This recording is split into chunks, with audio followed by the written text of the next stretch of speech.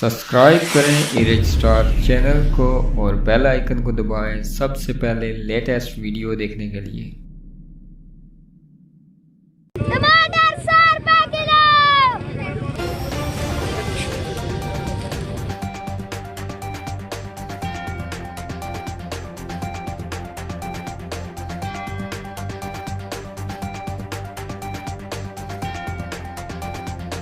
अस्सलाम वालेकुम दोस्तों, इस्लामगढ़ सब्जी मंडी हम आलू और प्याज खरीदने के लिए पहुंचे तो हमारी मुलाकात हमारे दोस्त वाजिब हुसैन से हुई। वाजिब हुसैन भी इत्तेफाक से आलू और प्याज खरीद रहे थे। जब उनसे पूछा कि आलू और प्याज आपको कितने के मिले तो उनका कहना था बहुत महंगा।